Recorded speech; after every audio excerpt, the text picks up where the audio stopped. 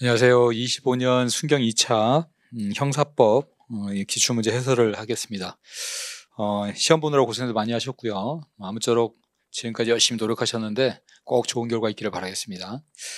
이번에 형사법 그 문제는 일단은 그 난이도를 말씀드리면은 한 중하 정도 아주 쉬웠습니다. 물론 지난 1차 시험이 너무너무 쉬웠었어요. 1차 시험은 정말 시험이라고 할 수 없을 정도까지 너무 쉬웠기 때문에 그래서 1차 시험보다는 이번 시험이 조금 어렵다고 볼 수 있거나 비슷하다고 볼 수 있습니다.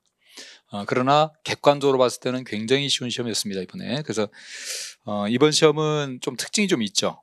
여러분이 올해 경찰 간부 시험에서 사례 문제가 굉장히 많이 나와가지고 학생들이 많이 걱정을 했었는데 역시나 우리 순경 시험에서도 사례 문제가 많이 늘어났습니다. 물론 처음이기 때문에 그래도 순경 시험에서는 사례 문제를 내기는 냈지만 그렇게 난이도를 높이지 않고 어느 정도만 하면 거의 풀 수 있을 정도로 사례 문제를 좀 쉽게 냈어요. 그래서 그냥 경향만 좀 알려주는 것 같아요. 앞으로 사례 문제 많이 낼 테니까 사례 문제 잘 준비해라 라는 의미인 것 같습니다. 다만 이번엔 처음이니까 좀 쉽게 낼게. 근데 다음부터는 어떻게 될지 모르니까 열심히 잘 준비하라 라는 뜻으로 아마 이번에는 사례 문제 자체는 좀 쉬웠던 것 같습니다. 그래서 이번에 그 특징은 사례 문제가 좀 많아졌다는 점.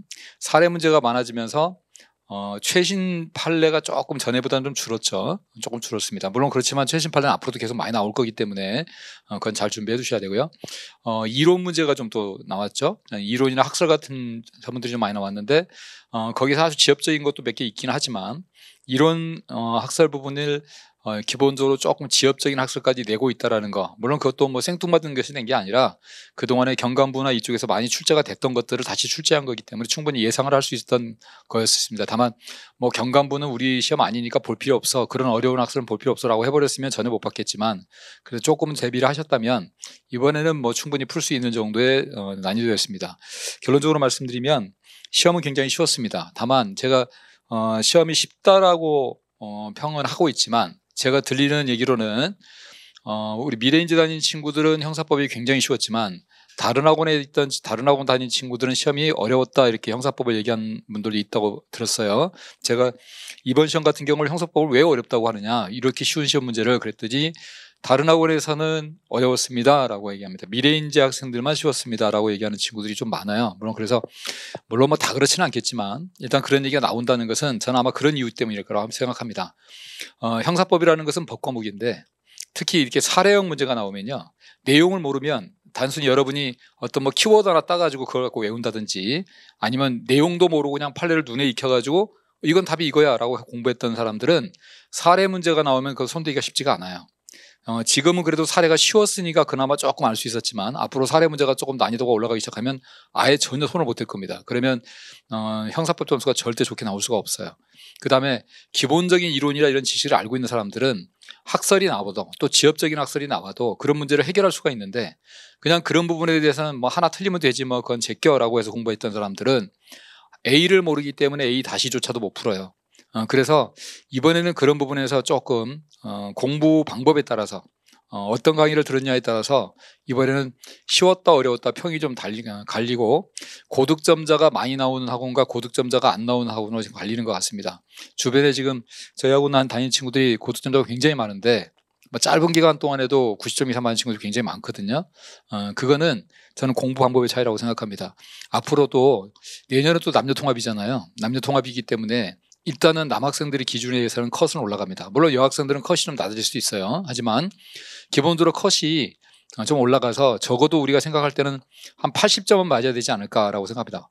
80점 정도 맞으려면 지금은 70점만 맞아도 된다라는 그 분위기이기 때문에 대충 공부했지만 80점을 맞으려면 그래도 어느 정도는 내가 뭐 아주 어렵게 공부할 필요는 없겠지만 어느 정도 기본 지식과 그다음에 판례를 단순하게 내용도 모르고 그냥 공부하는 게 아니라 어느 정도 내용은 이해하면서 공부를 해야지 합격권에 들 수 있지 않을까라는 생각이 듭니다. 또 하나 중요한 게 내년부터는 체력이 컷제예요.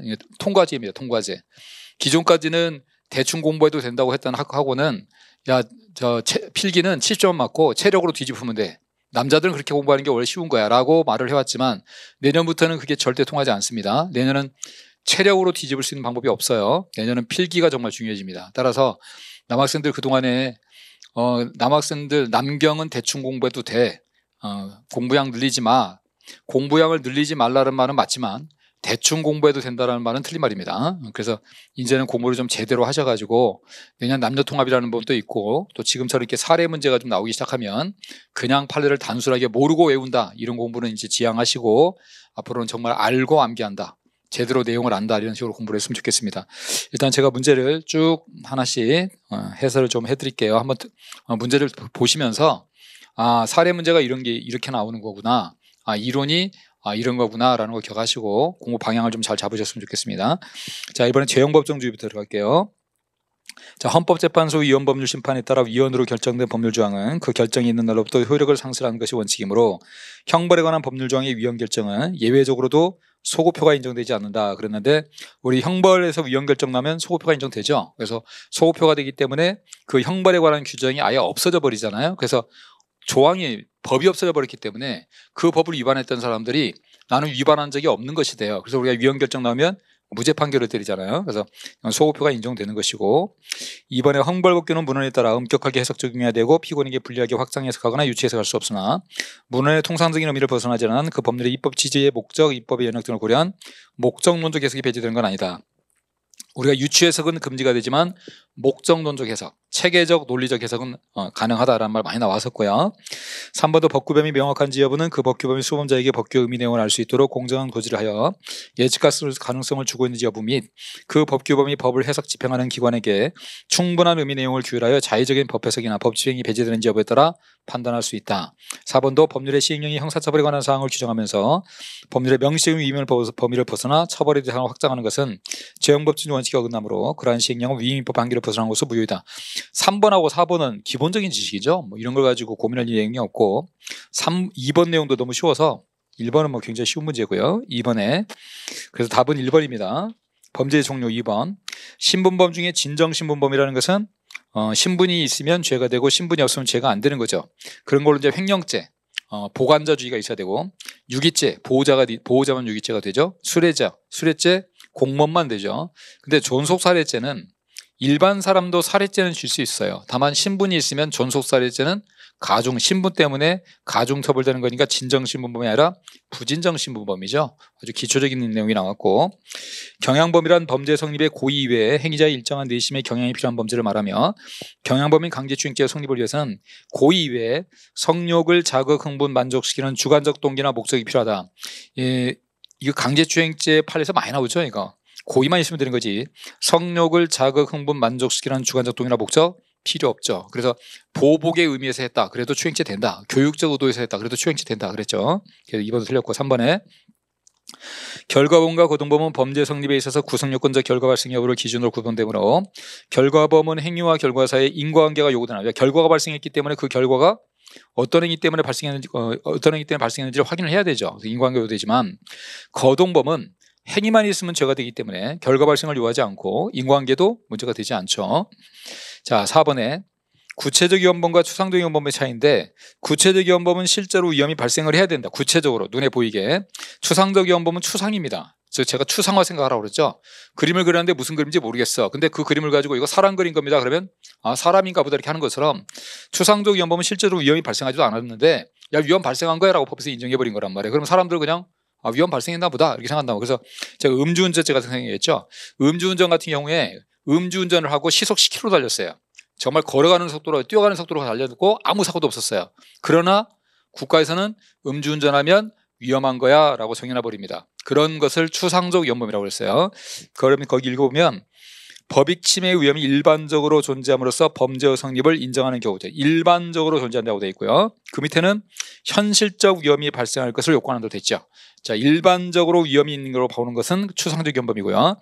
현실적 위험이 발생할 걸 요건으로 하는 것은 그게 구체적 위헌범입니다. 서로 바뀌었죠. 이것도 뭐 워낙 중요한 이론이니까 잘 아실 거고.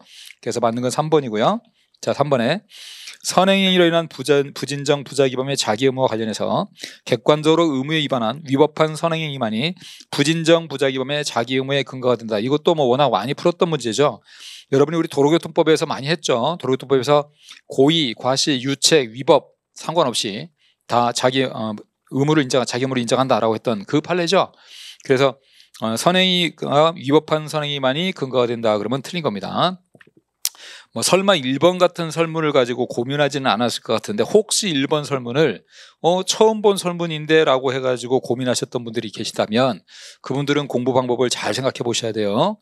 이게 만약에 우리가 원래 풀었던 것처럼 도로교통법 판례로 그대로 냈다면 고민할 만한 사람 한 명도 없을 겁니다. 왜냐하면 워낙 도로교통법 판례가 중요시되고 있는 판례이기 때문에 잘 알 거예요. 근데 그거를 조금만 이렇게 설문을 바꿔놓아버리면 뭘 물어보는지를 모른다는 것은 그 판례를 그냥 단순히 외웠다는 거거든요. 그래서 우리가 판례의 내용을 정확하게 알고 쟁점을 알아야 된다는 이유가 변형이 될 때, 그리고 아까 이제 이따가도 나오지만 사례 문제가 나왔을 때 그 문제를 쉽게 풀 수 있냐 없냐는 거기서 달라집니다.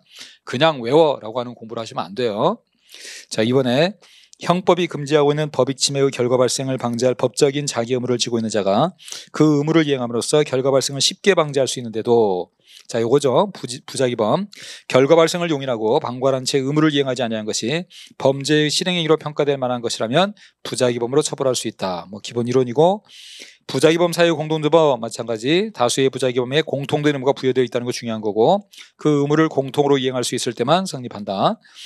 부진정 부작위범에서 부작위를 실행에 착수로 볼 수 있게 해서는 구성요건적 결과 발생 위험이 구체화한 상황. 뭐 설문은 쉽지만 자주 나온다고 그랬습니다. 아들이 물에 빠져서 지금 구하지 않으면 죽어요. 그런데 구하지 않았다. 그때 구하지 않은 걸 부작위로 본다 그랬습니다. 그래서 틀린 건 1번이고요. 자, 인과관계. 갑이 을을 2회에 걸쳐 두 손으로 힘껏 밀어 땅바닥에 넘어져 힘껏 밀어 체크라고 그랬습니다. 힘껏 밀었기 때문에 사람을 힘껏 밀면 죽을 수 있어요. 그래서 넘어뜨린 폭행을 감으로써 그 충격으로 인한 쇼크성 심장마비로 사망하겠다. 그러면 인과관계 당연히 인정되는 겁니다. 뒤에 을에게 당시 심관성 동맥 경화 및 심근섬유 이런 거 볼 필요 없다고 그랬습니다. 뒤에 있는 건 다 함정일 뿐이에요. 그래서 그런 거에 영향을 받지 않고 이 사람이 실제로 한 행위만 가지고 따지라고 했습니다. 힘껏 밀었기 때문에 죽을 수 있다. 인과관계 인정된다라고 하시면 돼요. 이번에 피고행위가 결과 발생의 유력한 원인이라 할지라도 결과 발생에 시간적으로 근접한 제3자의 또 다른 공동 원인행위가 있다면 피고행위와 결과 사이의 인과관계는 부정된다 그랬는데, 우리가 인과관계 논할 때 유력한 원인이 아니어도 상관없고요. 그 다음에 다른 사람의 과실이 들어가도 상관없습니다. 그러니까 다른 이유가 결합이 되어 있다. 제3자의 과실이 포함되어 있다. 심지어 피해자의 과실이 있다고 하더라도 인과관계는 인정된다 그랬어요. 그래서 이 제3자의 과실, 의사가 치료를 잘못했는데 옮긴 병원 의사가 또 추가로 뭐 잘못했다든지, 또는 뭐 피해자가 음식을 조절하라고 그랬는데 피해자가 음식을 조절을 못했다든지, 이런 거 다 있어도 인과관계 인정됩니다. 그다음 의사가 설명 의무를 위반한 채 의료행위를 하였다가 환자에게 상해 또는 사망의 결과가 발생한 경우 의사에게 업무상 과실로 형사 책임을 지우려면 설명 의무를 위반했으니까 그 설명 의무 위반과 상해나 사망 사이에 인과관계가 있어야 되겠죠. 그다음에 갑은 자신이 경영하는 속셈학원의 강사로 의를 채용하고 학습기를 설명하겠다는 구실을 유인해서 호텔 객실에 감금하고 강간하려 하자. 우리 항상 범죄를 당하는 피해자는 무슨 짓인지 할 수 있다. 그래서 범죄 당하는 피해자가 하는 것을 전부 다 인과관계 다 인정한다고 그랬습니다. 그래서 이것도 인과관계 인정 되죠. 그래서 틀린 거는 2번. 자, 결과적 가중법이요. 결과적 가중법은 기본 범죄에 내재된 전형적 위험성이 발현되었다는 점에서 가중처벌의 근거를 찾을 수 있으므로 기본 범죄의 실행에 착수한 사람이 실행위를 완료하지 않았더라도, 즉 착수한 사람이 실행위를 완료하지 않았다는 얘기는 기본 범죄가 미수다 이 말이죠. 기본 범죄가 미수라고 하더라도 이로 인해서 형이 무거워지는 요인이 되는 결과가 발생했다면 기본 범죄에 대한 위험이 현실화되었다는 점에서 결과적 가중범의 기수범으로 처벌해야 된다. 이번에 결과적 가중범 관련해서 아주 중요한 대법원 선언 합의체 판결이 나왔다고 그랬습니다. 꼭 나올 수 있다고 그랬죠. 역시 그대로 그 판결문은 그대로 복사해서 냈어요. 그래서 우리가 기본 범죄가 기수라고 그래도, 즉 강간을 못했다고 하더라도 상해의 결과 발생했으면 강간치사 기수 요거죠. 우리가 이거 대법원 전원 합의체가 워낙 중요하니까 다수경과 소수경까지 다 공부했었습니다. 이거 지금 다수경이 나왔던 거고요. 이번에 특수공직방해 취상죄는 단체 다중의 위력을 보이거나 위험한 물건을 휴대하고 직무를 집행하는 공무원에 대해서 폭행 협박을 해서 공무원을 사상에 이르게 한 경우 성립하는 결과적 가중법으로서 행위자가 그 결과를 의도할 필요가 없고 결과의 발생을 예견할 수 있으면 좋겠다. 왜? 결과적 가중법이니까. 결과적 가중법은 고치려다가 실수로 중한 결과 발생한 거라고 했습니다. 자, 실수로 중한 결과이기 때문에 중한 결과는 실수만 있으면 되지 의도할 필요가 없는 거예요. 따라서 실수, 과실, 즉 예견할 수만 있으면 되는 겁니다.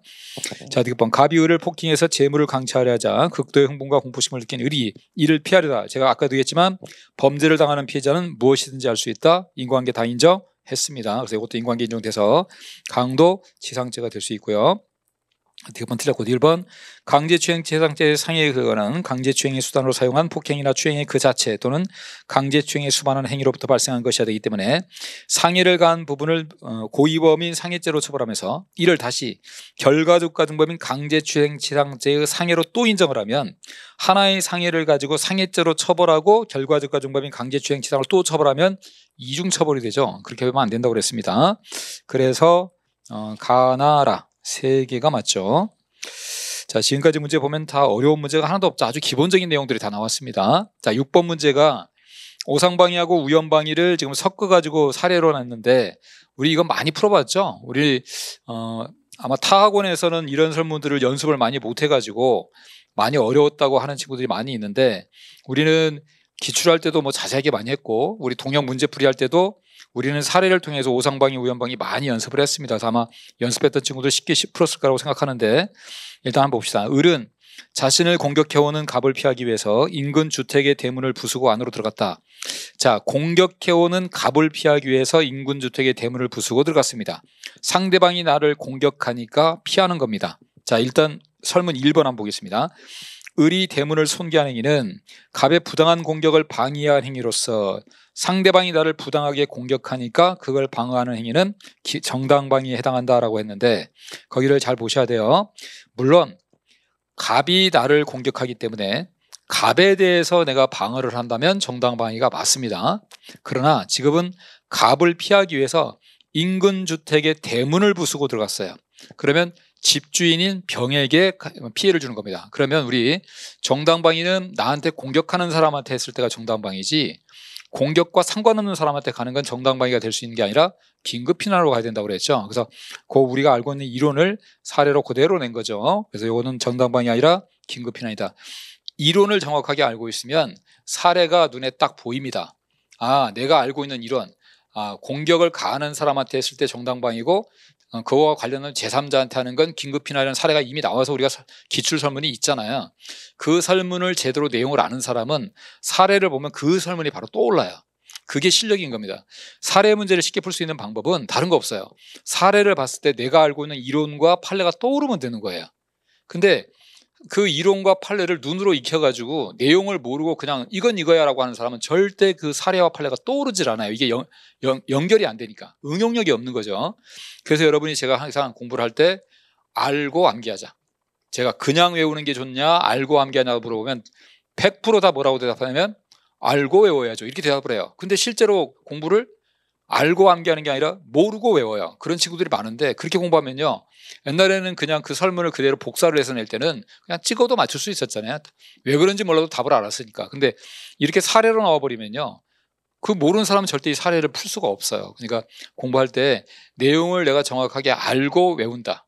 그냥 무식하게 아무것도 모르는데 그냥 외우면 돼 라고 하는, 특히 뭐 키워드 따가지고 요런 말 나오면 무조건 이거야 라고 하는 식으로 공부하면 이제는 점수가 안 나옵니다. 특히 제가 아까도 말씀드렸지만 내년은 남녀통합 채용이기 때문에 남경들은 컷은 조금 올라갈 수 있어요. 그렇다고 해서 뭐 그 컷이 뭐 90점까지 올라가는 것도 아니잖아요. 80점까지만 가면 돼요. 80점 충분히 맞을 수 있잖아요. 지금 90점씩 맞고 있는데 내가 지금 90점 맞고 있는데 80점이 컷이라는데 그걸 가지고 뭐 문제가 삼을 이유가 없잖아요.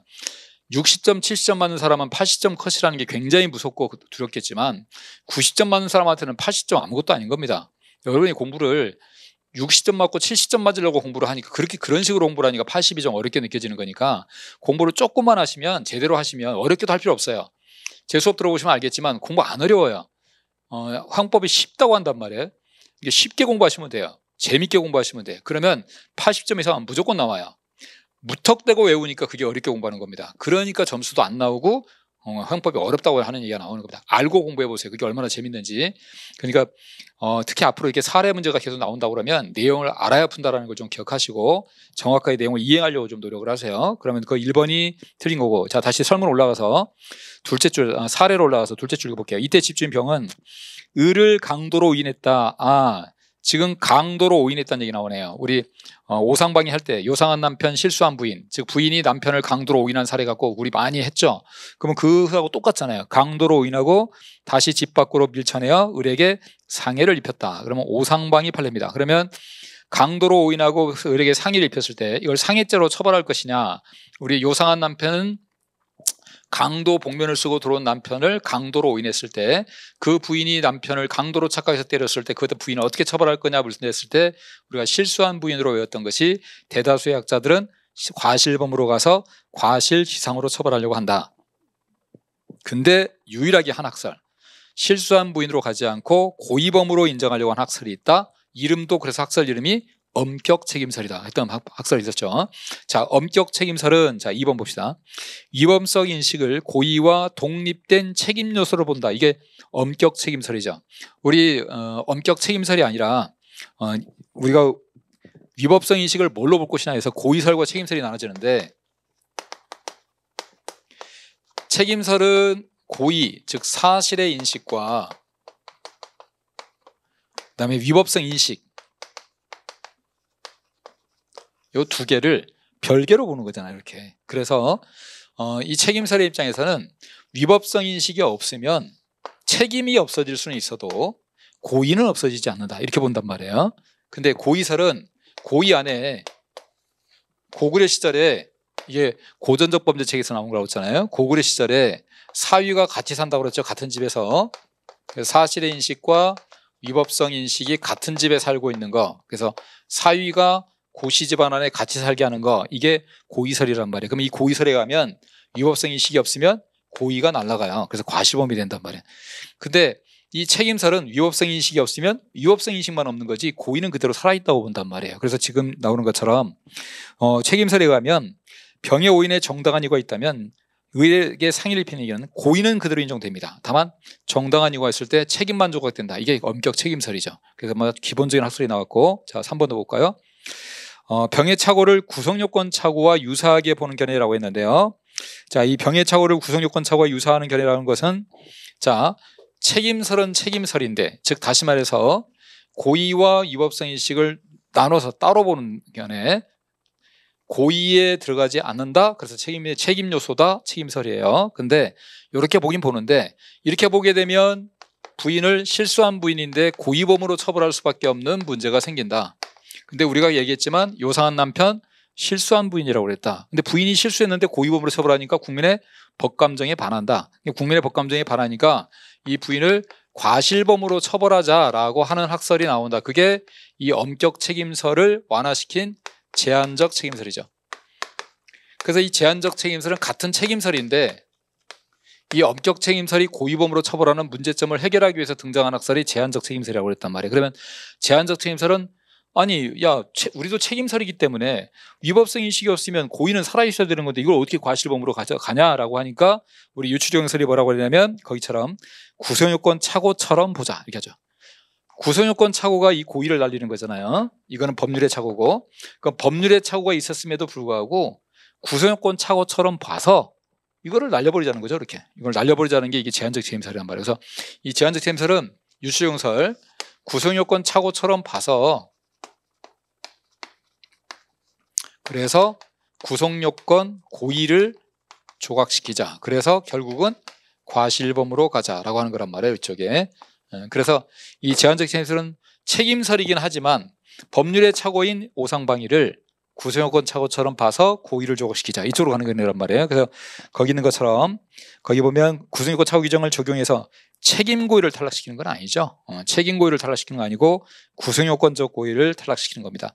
물론 제가 좀 더 깊게 말씀을 드리면, 정확하게 얘기하면 구성요건 착오와 유사하게 보는 견해가 제한적 책임설이에요.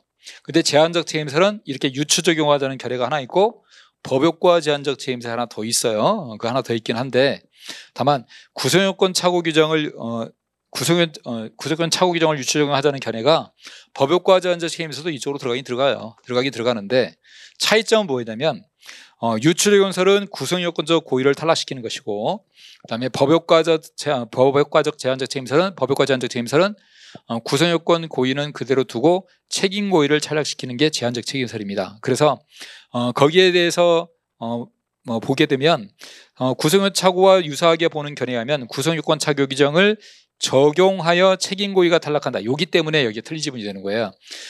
물론 구성요건 착오를 유추적하는 유추적용설이나 법효과 제한적 책임설이나 다 구성요건 착오처럼 보자라는 건 맞는데, 다만 법역과 제한적 책임설은 구성요건 착오 규정을 그대로 적용할 수가 없죠. 그걸 적용하지 못하고 구성요건도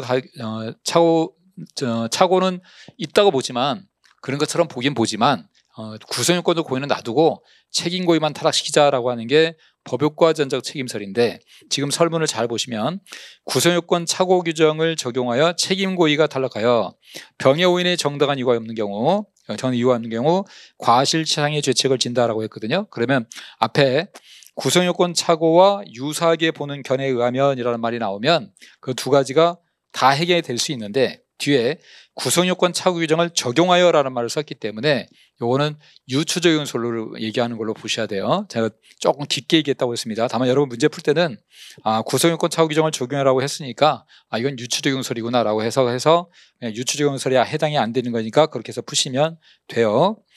자, 그 다음에 4번에 정의 병에게 갑에게 상해를 입힌 행위는 결과적으로 의를 보호하는 행위다라고 했는데, 사례를 한번 다시 올라볼게요. 정의 행위를 보겠습니다. 세 번째 줄. 이때 근처를 지나가던 정은 평소 자신과 사이가 좋지 않은 갑을 보자 이 기회에 손을 좀 봐줘야겠다는 생각으로, 자, 나쁜 생각을 갖고 있습니다. 나쁜 생각은 행위가 나쁜 거예요. 행위 방가치죠. 자, 그 생각으로 갑에게 달려가 주먹을 날려 상해를 입혔고요. 이에 겁에 질린 갑은 을에 대한 공격을 포기하고 달아났습니다. 그러면 이걸 잘 보시면요, 정은 갑을 해코지할 생각으로 나쁜 마음으로 갔는데 사실은 을에 대한 공격을 포기하고 달아났기 때문에 갑이 을을 보호하는 결과가 생겼어요. 그러면 결과는 좋아졌네요. 자, 나쁜 생각을 가졌는데 결과가 좋아지니까 우연방이겠죠. 우리 우연히 찍어서 1등한 나쁜 놈으로 기억했습니다. 우연히 자, 찍어서, 행위는 찍은 거 나빠요. 그러나 결과는 1등을 했어요. 자, 이거 우리가 보는 게 우연히 찍어서 1등한 나쁜 놈으로 갔습니다. 나쁜 놈으로 갔다는 얘기는 위법성을 조각시키지 않는다, 이렇게 기억하라고 그랬습니다. 그래서 그걸 기억하셔야 되는데, 자, 그래서 4번에 가보면 정이 갑에게 상해를 입힌 행위는 결과적으로 을을 보호하는 행위로서 결과불법이 탈락이 되긴 돼요. 그 결과불법은 인정하기가 어렵습니다. 하지만 결과불법이 탈락된다고 해서 위법성이 조각되지는 않아요. 우리의 우연방위는 일단은 기본적으로 주관적 정당화 요소를 필요한다고 보는 게 우리 판례 입장이고, 현재 우리 다수학자들도 주관적 정당화 요소 필요하다고 봅니다. 그래서 주관적 정당화 요소가 없는 거, 즉 행위반 가치가 아까 있다고 그랬잖아요. 행위가 나쁘다. 우리 행위반 가치를 없애려면 주관적 정당화 요소가 있어야 된다. 그래서 제가 행주로 닦아야 된다 이런 얘기 많이 했죠. 행위반 가치는 주관적 요소로 닦아야 된다. 근데 지금 못 닦았잖아요. 그러니까 주관적 요소가 없으니까 행위반 가치가 살아있어요. 그러면 위법성이 조각될 수가 없어요. 그래서 우리 다수의 견해는 처벌해야 된다고 봐요. 위법성 조각 안 되고 처벌해야 되는데, 다만 처벌을 할 때 그래도 찍었지만 1등을 했으니까 그걸 봐주자 불능미수범, 못 봐준다 기수범, 이렇게 될 뿐이란 말이에요. 그래서 어쨌든 위법성이 조각된다는 결론은 맞을 수가 없어요. 그래서 이 6번은 답이 2번이 됩니다. 제가 여러분이 좀 어려웠다고 볼 수 있는 사례이기 때문에 좀 자세하게 설명을 했는데, 오상방위와 우연방위가 다 포함이 되어 있는 사례입니다. 다 포함이 되어 있는 사례고요. 그 다음에 1번 설문 같은 경우는 정당방위와 긴급편한을 그 이론을 제대로 잘 알고 있느냐라는 것을 사례로 문제낸 거니까 이런 걸 잘 검토하시고 이런 문제를 잘 풀 수 있어야 돼요. 근데 여러분이 아시는 분들은 그렇게 어렵지 않게 풀었을 거예요. 왜냐하면 우리가 알고 있는 내용이 눈에 보이잖아요. 사례를 읽어보면. 경과무 시험에 이번에서도 선녀와 나무꾼 사례도 있었잖아요. 우리가 알고 있는 판례 이론을 선녀와 나무꾼 사례에다 빗대가지고 사례를 만들기도 하고 그랬는데, 앞으로 그런 문제가 나오면 이야기는 선녀와 나무꾼이지만 내가 알고 있는 그 판례네, 이렇게 풀 수 있어야 돼요. 자, 다음으로 7번 보겠습니다. 정당행위. 형법 20조의 사회상규에 위배되지 않는 행위는 구성요건에 해당한 행위가 형식적으로 위법하더라도 사회상규가 내리는 공적평가에서 용인될 수 있다면 그 행위를 실제적으로 위법한 걸로 평가할 수 없다는 일반적 위법성 조각사유다. 그죠? 우리 정당행위는 다른 거 다 해보고도 안 됐을 때 마지막으로 검토하는 게 사회상규다. 그래서 일반적 위법성 조각소유, 초법규적 위법성 조각소유, 보충적 위법성 조각소유, 이런 걸 많이 했죠. 자, 이번에 정당의 요건인 긴급성과 보충성은 수단의 상당성을 판단할 때 고려해야 할 하나의 요소로 참작될 뿐 이를 넘어 독립된 요건으로 요구할 것은 아니며 그 내용 역시 일체의 법률적 적합한 수단이 존재하지 않을 걸 의미한다. 최근에 이 판례 굉장히 많이 나온다고 그랬고 워낙 많이 봤기 때문에 잘 풀었겠지만 우리 정상균 보급으로 외웠었죠. 이렇게 이 정당행위에서 요구하는 5가지 요소가 정상균 보급인데, 이 중에 뒤에 있는 보급은 이거는 지금 나온 것처럼 앞에 있는 것처럼 독자적인 요소가 아니라 이건 그냥 참고 요소다. 그 다음에 또 하나, 이 보급은 참고 요소고 이 세 개만 독자적 요소다. 근데 독자적 요소 요 앞에 있는 것은 이건 행위 측면, Q는 뒤에 할 거니까 결과 측면. 이건 행위 측면, 이건 결과 측면. 그다음에 요거는 독자적 요소가 아니라 그냥 참고 사안이다. 그다음에 또 하나 보충성에서 보충성은 일체의 법률적인 적반 수단이 존재하지 않은 걸 의미하는 게 아니라 실효적인 거 없는 거. 그러니까 일체의 수단이 없는 게 아니라 실효적인 수단이 없는 걸 의미한다. 그것도 몇 번 강조했었던 겁니다. 그 다음에 3번에 보면 어떤 행위가 범죄 구성 요건에 해당하지만 정당이라는 이유로 위법성이 조각된다는 것은 그 행위가 적극적으로 용인되는 건 아니죠. 단지 특정한 상황 하에서 그 행위가 범죄 행위로서의 처벌 대상이 될 정도의 위법성을 갖추지 못했다는 걸 의미한다. 4번에 어떤 행위가 정당에 해당하는지는 구체적 사정 아래서 한목적적 합리적으로 고찰하여 개별적으로 판단하는데 정상 두 가지는 행위의 측면에서, 그죠? Q는 결과의 측면에서. 그래서 거기 틀린 거는 2번입니다. 뭐 최근에 워낙 많이 나왔던 판례들이기 때문에 잘 푸셨을 거로 생각하고요. 자, 8번도 봅시다. 책임의 근거. 이 책임의 근거와 관련된 학설이 거기 3번하고 4번에 있는 인격적 책임론하고 예방적 책임론이 좀 지엽적인 학설이죠. 1번하고 2번 도의적 책임론하고 사회적 책임론은 워낙 그동안에 기출이 많이 됐기 때문에 이건 잘 준비가 돼 있을 텐데 3번하고 4번은 제가 그런 말을 했을 거예요. 최근에 7급 시험에서 이쪽 책임론들이 자꾸 나오고 있다. 그래서 우리가 조금 불안하긴 하다. 다만 이거를 자세하게 할 필요는 없다. 우리가 알고 있는 걸 제대로 알면 풀 수 있다라고 했는데 이번에 딱 그렇게 풀 수 있게 나왔어요. 여러분이 도의적 책임론하고 사회적 책임론을 워낙 잘 아시잖아요. 자, 1번 한번 볼까요? 도의적 책임론에 하면 자유의사가 없는 자는 책임 무능력자로서 형벌을 부과할 수 없으며 자유의사를 가진 책임 능력자에게 과해지는 형벌과 자유의사가 없는 책임 무능력자에게 과해지는 보완 처분은 질적으로 구별된다. 자, 이에 반해서 사회적 책임론에 하면 책임은 환경과 소질에 의해서 결정되는 행위자의 반사회적 성격이 있는 것으로서 책임 능력은 형벌 능력을 의미하고 형벌과 보완 처분은 사회보험에 있었다는 점에서 동일하지만 양적 차이가 있을 뿐이다. 우리 도의적 책임론 이렇게 봤죠?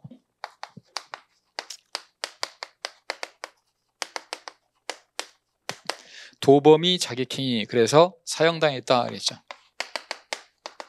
그리고 사형으로 결정됐다 뭐 이런 말을 했었는데, 자, 이게 잘 보시면 도의적 책임론은 제가 두 문자는 땄지만 이해는 하고, 제가 그랬죠, 알고 외우자. 내용을 다 알고 두 문자를 만들어 놓으면 그 알고 있는 내용들이 바로바로 기억이 난단 말이에요. 이걸 내용도 모르고 그냥 외우시면 안 돼요. 다만 내용을 알고. 자, 도의적 책임론은 모든 사람은 자유의사가 있다고 한다. 그 자유의사가 있기 때문에 자기가 적법과 위법을 선택할 수 있는 의사가 있다. 그래서 자기가 선택하는 거다. 그럼 자기가 선택했으니까 그 사람이 선택한 행위를 가지고 적법 행위를 했는지 위법 행위를 했는지 그가 선택한 행위를 가지고 처벌하는 것이다. 그런 것이 책임론이다. 책임이다. 이렇게 부른다고. 그러면 결과적으로 드러난 행위를 갖고 판단한다고 해서 객관주의라고 그랬어요. 그럼 이 사람들은 자유의사가 있어야 돼요. 즉 자기가 적법과 위법을 선택할 수 있는 능력이 있어야 돼요. 따라서 범죄 능력, 즉 멀쩡해야 된다는 얘기입니다. 정신이 멀쩡해야 돼요. 미친놈은 안 된다는 거예요. 정신이 멀쩡한 자유의사를 가진 사람만 범죄를 저질 수 있고 이런 능력을 갖고 있는 사람만 형벌을 때릴 수 있는 겁니다. 책임을 물을 수 있다고 보는 거예요. 그래서 범죄 능력이다 이렇게 본단 말이에요. 그럼 결국은 뭐냐? 자유의사를 갖고 있는 사람은 네가 적법과 위법을 선택할 수 있었는데도 위법을 선택했으니까 회초리를 좀 맞아야 된다라고 해서 형벌을 가는 것이고, 보완처분은 뭐죠? 보완처분은 범죄 예방이에요. 회초리가 아니라 죄를 앞으로 더 이상 못 짓게 만들기 위한 것. 따라서 형벌과 보완처분은 다르다 이렇게 얘기한단 말이에요. 이게 도의적 책임론인데 사회적 책임론은 이와 반대죠. 사회적 책임론은 자유의사를 인정하지 않습니다. 행위를 갖고 결정하는 게 아니라 그 행위자를 갖고 결정해요. 그 사람의 성질, 태어난 거, 가족 환경 이런 거 봐서 그 사람은 죄를 질 수밖에 없는 사람이다. 그래서 그렇게 죄를 지도록 결정되어 있는 것이다. 결정론 쪽이죠. 여기서 여기는 비결정론이 돼요. 그 다음에 그럼 이 사회적 책임론은 그러면 어차피 그 사람은 자유의사가 있기 때문에 자기가 결정하는 게 아니라 아예 정해져 있다는 거예요. 자기가 범죄를 지도록 얘는 정해져 있는 사람이라면 그 사람을 왜 처벌하냐? 그러면 미친놈도 죄를 짓게 되어 있으면 책임을 묻자는 견해인데, 그럼 미친 사람은 왜 처벌하냐? 자기가 자유의사가 없는데. 이거는 우리가 범죄를 예방하기 위해서 처벌한다고 봐요. 즉 얘가 미친놈이지만 물론 얘를 처벌하는 데는 의의가 없지만 얘가 사회에 나가면 사회에서 범죄를 저지르니까 그걸 막아야 된다는 거야. 그래서 형벌을 가한다고 봅니다. 그래서 무슨 얘기가 나오냐면 책임을 누구한테 묻느냐? 형벌의 효과가 있는 사람. 즉 형벌을 때리면 범죄를 짓지 않을 거라고 생각되는 사람. 그래서 이거를 형벌 능력이라고 그래요. 형벌 능력이 있는 사람한테만 책임을 가한다. 그럼 여기서 말하는 견해는 형벌이 효과가 있다는 얘기는 예방을 할 수 있는 사람에게만 형벌을 때린다고 하니까 결국 형벌이 보완 처분하고 똑같은 것이 돼버려요. 그래서 여기가 이원론인데 여기는 일원론이 되는 겁니다. 그래서 요게 지금 1번하고 2번을 설명한 건데 3번 한번 잘 보세요. 인격적 책임론에 가면 책임을 평가적 가치관계로 이해해서 구체적 사정 아래에서 행위자가 적법행위를 할 수 있었음에도 불구하고 그렇게 하지 않았을 때 비로소 책임 비난이 가능하므로, 자, 여기 핵심 요거 기억하라고 했던 거 기억나죠? 적법행위의 기대 가능성이 책임의 중심적 요소다. 우리 기대 가능성이 있어야 책임을 물을 수 있다. 불가능한 걸 요구할 수는 없다. 100m를 왜 5초 만에 못 뛰냐고 책임을 물을 수는 없다. 그러니까 기대 가능한 것만 책임을 물어야 돼. 이걸 무슨 책임론이라고 그랬죠? 이걸 우리가 규범적 책임론이라고 그랬죠. 요거는 우리가 공부하는 거잖아요. 그럼 이 내용을 알면 이 문제를 금방 풀 수 있죠. 인격적 책임론을 내가 모른다고 쳐더라도 이거 규범적 책임론인데? 그러면 풀 수 있잖아요. 그래서 제가 계속 강조하는 게 뭐냐면 기본을 확실하게 하는 게 중요해요. 인격 책임론은 굉장히 지엽적인 학설이에요. 하지만 규범적 책임론은 중요한 학설이에요. 그럼 우리가 규범적 책임론을 알고 있으면 이런 지엽적인 것도 풀 수 있단 말이에요.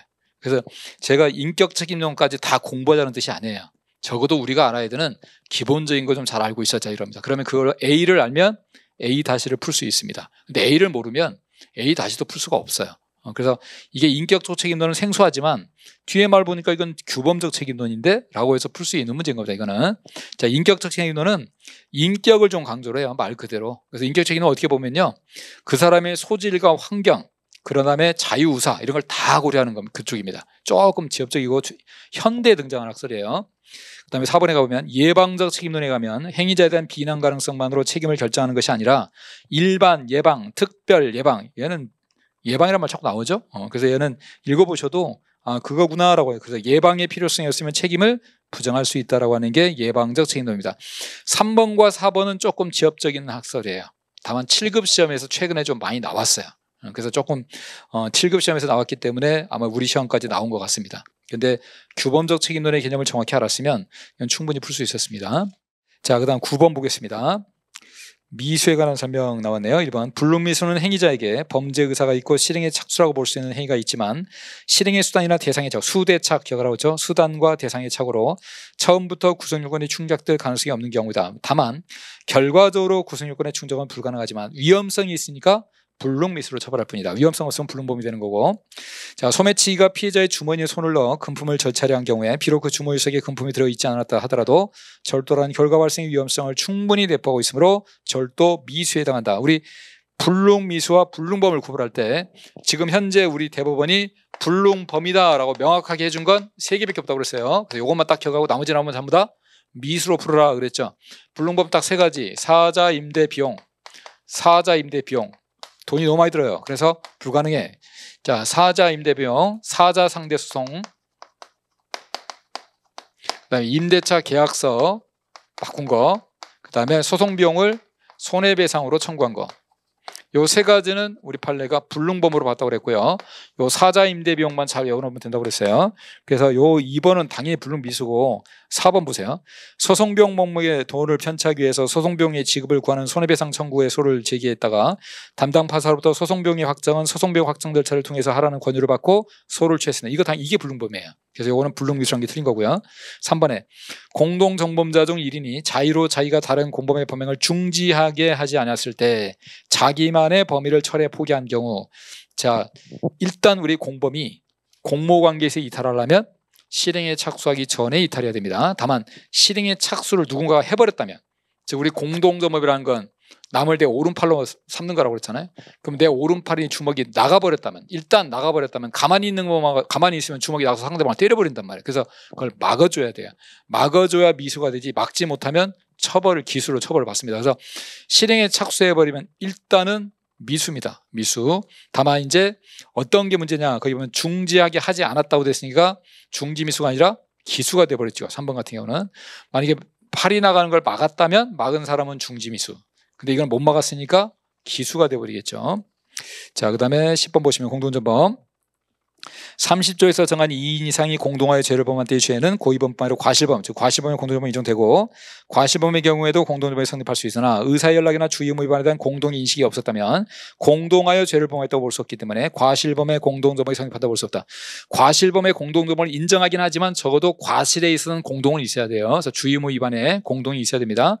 그다음에 2인 이상이 범죄에 공동 가공하는 공범 관계에서 공모는 법률상 어떤 정형을 요구하는 것이 아니고 2인 이상이 공모하여 어느 범죄에 공동 가공하여 그 범죄를 실현하는 의사의 결함만 있으면 되는 것으로서 비록 전체의 모의 과정이 없었다 하더라도 수인사의 순차적, 암묵적 다 인정되죠. 그다음에 공동범에 있어서 그 공모자 중 1인이 다른 공모자가 실행에 이르기 전에 그 공모에서 이탈한 때, 아까도 얘기했지만 실행에 착수하기 전에 이탈하면 그때는 이탈이 되었죠. 다만 이탈의 표시가 명시되게 되냐, 그냥 약속 장소에 안 나가버리면 된다고 그랬어요. 명시적이 필요 없다. 그래서 명시적이 다 틀린 거고. 자, 4번에 갑이 포괄일제에 관계 있는 범행의 일부를 실행해버렸네요. 일부를 실행한 후 공범과 이탈했으나 다른 공범자의 나머지 범행이 이루어져 버렸네. 못 막았네요. 일단 실행에 착수했고 못 막았으니까 미수가 아니라 기수로 전부 책임져야 됩니다. 그래서 전부 책임을 부담한다. 그래서 틀린 거는 3번. 이런 문제들은 다 쉽게 나왔죠. 간접정범. 강제추행죄는 정범 자신이 직접 범죄를 실행하여야 하는 자수범이라 볼 수 없으므로 간접정범 형태로도 범할 수 있다. 우리 간접정범 안 되는 거 하나만 기억하라고 했습니다. 위증죄. 위증죄만 자수범이에요. 자, 공무원이 아닌 자가 관공서에 허위 내용의 증명으로 제출해서 그 내용이 허위 인정을 모르는 담당 공무원으로부터 그 증명의 내용과 같은 증명서를 발급받았을 때 공문서 위조죄의 간접정범이 성립하느냐. 문제는 위조죄가 되려면 권한이 없는 사람이 작성을 해야 되는데 이거 공무원이 작성했어요. 제가 문서죄 나오면 빨리 문서와 작성한 사람을 빨리 찾아라. 이건 공문서다. 근데 작성한 사람이 공무원이다. 그럼 절대 위변조는 될 수 없다. 그럼 뭘로 가야 되느냐. 허위 내용이니까 허위 공문서 작성죄로 가야 되는데 또 허위 공문서 작성죄의 간접정범은 공무원만 될 수 있거든요. 근데 또 공무원 아닌 자니까 그것도 안 되죠. 그래서 이거는 공문서 위조죄의 간접정범도 안 되고 허위 공문서 작성죄의 간접정범도 안 됩니다. 자, 인신구속하는 직무를 행하는 자가 피해자를 구속하기 위해서 진술조서를 허위로 작성해서 구속영장을 신청하고 진술조서에 허위로 작성된 정을 모르는 검사와 판사를 기망해서 구속시켰다면 간접정범이죠. 직권남용 강금죄 간접정범. 자기에게 유리한 판결을 얻기 위해서 소송상의 주장이 사실과 다름이 객관적으로 명백하거나 증거가 조락되어 있다는 점을 인식하지 못하는 제3자를 이용해서 소송을 하게 만들었으니까 역시 간접정범 소송사기죄. 그래서 틀린 거는 2번이고요. 자, 12번. 단일하고도 계속된 범위 아래 일정 기간 반복하여 뇌물수수 행위와 부정한 행위가 행하여졌고 그 뇌물수수 행위와 부정한 행위 사이에 인과관계가 인정되며 피해법익도 동일하다면 최후의 부정행위 이후에 저질러진 뇌물수수 행위도 최후의 부정행위 이전의 뇌물수수 행위 및 부정한 행위와 함께 수뢰후 부정처사죄의 포괄일죄다. 이것도 뭐 많이 풀었기 때문에 잘 아시겠지만 우리 수뢰후 부정처사죄가 2억 받고 부정처사하고 이런 걸 수뢰후 부정처사라고 하는데 이 사례 같은 경우는 부정처사를 하고 나서 2억을 또 받았죠. 이렇게. 그럼 이 2억 또 받은 것을 요 하나의 죄로 볼 거냐, 이거 수뢰후 부정처사, 부정처사 후 수뢰로 볼 거냐의 문제인데 어차피 2억이라는 게 애초에 받을 때부터 제가 6억 드릴게요. 6억 드리는데 4억은 먼저 드리고 끝나고 나서 2억 더 드릴게요 라고 했기 때문에 이건 하나의 범죄로 보는 게 맞다. 그래서 이건 전체가 포괄일죄다 라고 했던 거죠. 자, 2번. 갑이 을에게 접근하거나 전화를 건 행위가 스토킹 범죄를 구성하는 스토킹 행위에 해당하고 그 스토킹 처벌법에 잠정 조치를 위반하는 행위도 해당한다면, 즉 접근하거나 전화 건 행위 하나가 동시에 스토킹도 되고 잠정 조치 위반도 된다면 동시니까 당연히 뭐가 되겠어요? 상경이죠. 이런 건 외우는 게 아니죠. 제가 얘기했습니다. 죄수론에서 상경과 실경을 외우는 거 바보 같은 짓입니다. 너무 많습니다. 그거. 그래서 이론을 정확히 알자. 동시에 일어나는 건 상경이고 따로따로 일어나는 게 실경이다. 일석이조, 일타쌍피 이런 게 상경이고 돌을 따로따로 던지는 게 실경이다. 다만 상경으로 봐야 될 걸 실경으로 보는 몇 가지 예외가 있을 뿐이다. 그럼 그것만 외우면 돼요. 그것만 외우고 나머지는 전부 상경으로 보시면 돼요. 이런 걸 외우지 마시고. 자, 3번에 수개의 등록 상표에 대해서 상표권 침해가 계속해서 이루어졌다. 상표권, 저작권 나오면 제가 무조건 외우라고 그랬죠. 상표마다 하나씩. 그래서 여기 보면 등록 상표마다, 맞죠? 등록 상표마다 포괄의 하나의 범죄가 성립하지만 하나의 유사상표 행위로 수개의 등록 동시, 마찬가지네. 또 동시 나왔네. 상상적 경합. 제가 나이다스 그랬죠. 나이다스 나이키와 아디다스를 동시에 그래서 상경입니다. 자, 그다음에 수출입 거래를 가장한 신용장 개설 방법에 의한 사기죄와 분식회계한 재무제표 및 감사보고서 등을 이용한 사기죄는 이것도 마찬가지입니다. 이것도 하나로 묶을 수가 없는 게 수출입 거래는 가장 거래가 하나 있고 그다음에 분식회계라는 별개해요. 그래서 방법이 당연히 다르기 때문에 포괄일죄가 될 수 없다. 우리 포괄일죄가 되려면 요 요건만 검토하면 된다고 그랬죠. 단속 의사로 방해. 여기에 해당이 되어야 포괄일죄가 된단 말이에요. 단일하고 계속된 의사로 방법도 똑같고 피해도 똑같아야 포괄일죄가 됩니다. 그래서 포괄일죄 문제 나오면 단속 의사로 방해에 해당되지만 보셔야 되고 방법이 다르잖아요. 가장거래, 분식, 회계. 그래서 포괄일죄 될 수 없다. 그래서 틀린 건 4번이고요. 자, 13번 선고위원 집행유예. 자, 가석방대들은 가석방 기간 중에 보호관찰을 받지만 가석방을 허가하는 행정과정이 필요 없다고 인정할 때는 그렇지 않다. 조문이죠, 이거는. 자, 이번 가석방 기간 중 우리 많이 했던 거네. 고고 확실. 자, 우리 집에 보내는 게 두 가지가 있다고 그랬는데 집에 보내는 게 가석방이 하나 있고 집으로 보내는 거 집으로 간다 집행, 집으로 간다 집행유예. 이 두 가지는 집으로 보내기 때문에 집으로 보내서 얘가 가서 뭘 하는지를 본다고 그랬습니다. 그래서 봤더니 저씨 가서 고수 붙이고 있네. 고고 확실. 그러면 얘는 요걸 다 취소해버려요. 그래서 다시 잡아들여버립니다. 그래서 고의로 금고 이상의 범죄를 저렸고 확정되면 시효된다 얘기했단 말이에요. 그래서 지금 나온 게 가석방 기간 중에 고의로 자격정지 이상, 고고 자격정지 틀렸죠. 판결이 확정되면 그 처분은 효력을 잃는다. 똑같이 4번도 똑같이 나왔죠. 집행유예 선고받고 고고 확실 자격정지 틀렸죠. 그래서 이것도 2번하고 4번은 고고 확실 두 문자 하면 이것도 되는 거고 3번에 선고유예를 받은 자가 유예기간 중, 자, 우리 선고유예는 제가 초자라고 그랬습니다. 초자. 자격정지 이상의 형을 받은 전과가 없어야 되고요. 나중에라도 자격정지 이상의 형이 발견되면 그러면 유예형을 때려버려요. 그래서 초자라는 걸 자격하라고 했습니다. 초범이어야 된다. 자격정지가. 그래서 벌금이 아니라 자격정지다. 그래서 답은 1번입니다. 자, 14번에 갑이 동일한 일시장소에서 동일한 목적을 가지고 이발용 면도칼을 휘둘러 을과 병에게 상해를 입힌 경우, 자, 갑의 행위는 피해자별로 각각 별개의 상해죄가 성립할 수밖에 없죠. 왜냐하면 제가 생명과 신체나 명예나 자유, 생신명자, 우리 할머니 이름이 명자라고 그랬죠. 생신명자는 피해자별로 죄가 하나씩. 그럼 이건 피해자별로 하나씩 될 수밖에 없고요. 그 다음에 아무리 동일한 일시고 장소라고 하지만 사람을 두 사람한테 면도칼을 휘둘렀기 때문에 따로따로 휘둘렀겠죠. 그러니까 당연히 실체적 경험으로 가야 되죠. 그래서 각각 별개의 상해죄가 성립한다. 그 다음에 폭행죄는 피해자의 명시한 사유에 반하여 공소를 지게 할 수 있는 방위사물죄인데 처벌불허 사유 표시는 의사하무 능력이 있는 피해자가 단독으로 할 수 있는 것이고 피해자가 사망한 후 상속인 대신 안 된다고 그랬습니다. 자, 우리 형소법에서 대신할 수 있는 것은 기본적으로 네 가지. 재고, 변상, 재고를 변상해라 대신. 그랬는데 그 재고 변상 중에 여러분 순경시험에서 나오는 건 재고 두 개밖에 없다고 그랬어요. 재정신청하고 고소. 두 가지만 대리가 됩니다. 그럼 나머지 거는 안 돼요.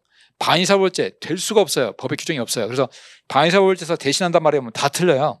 그래서 여기 지금 뭐 상속인이 피해자를 대신해서 할 수 있다. 이게 틀린 말이고 뭐 후견인 어쩌고 나오고 뭐 나오도 다 틀립니다. 부모고 뭐고 다 안 됩니다.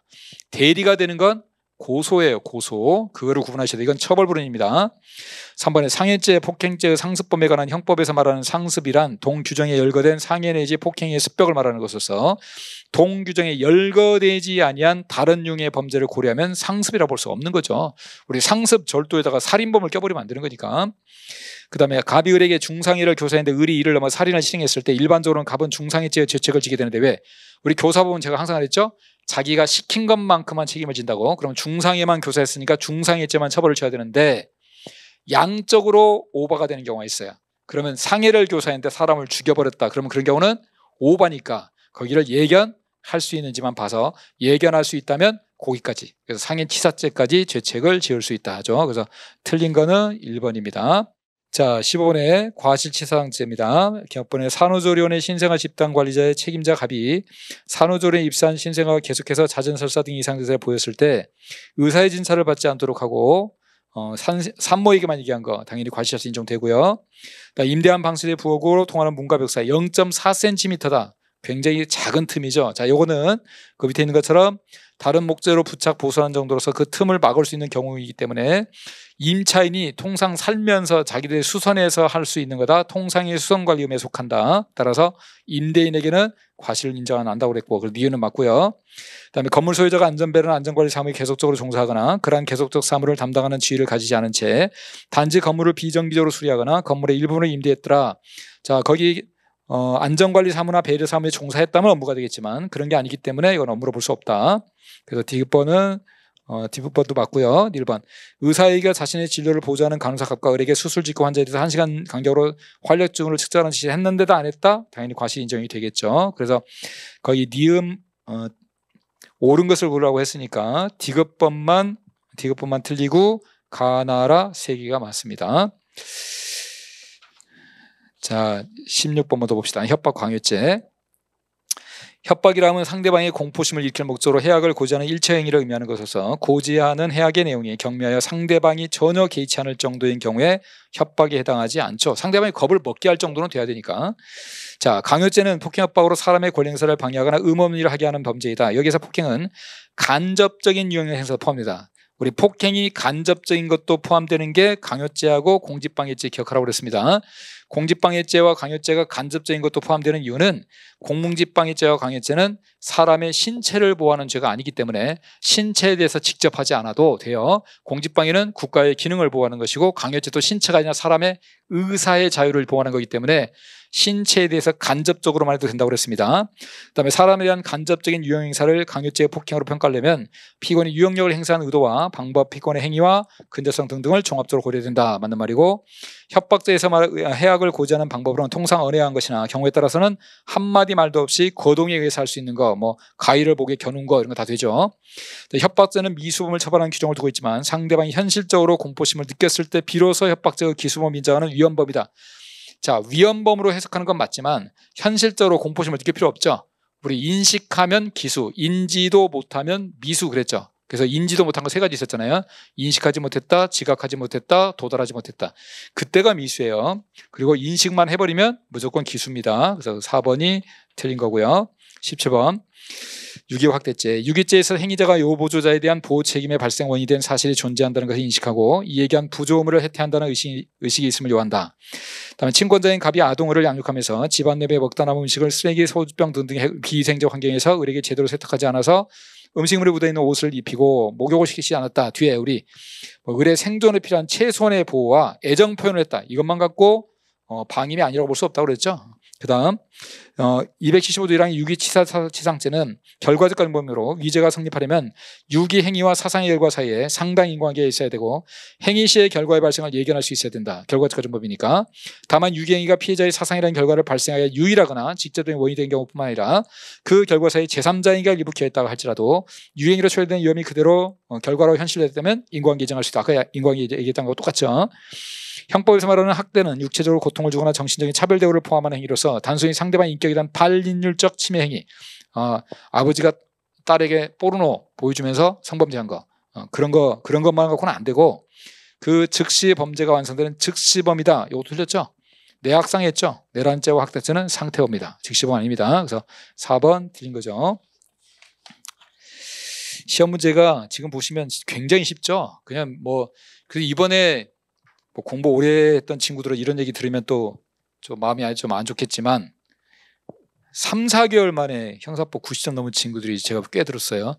6개월 만에 지금 이미 필합되는 성적 맞은 친구도 상당히 많고, 그래서 지금 공부 기간이 굉장히 짧은데도 이번에 형사법 저 지금 2달 했는데 90점 넘었어요. 이런 친구들 왜 그러느냐?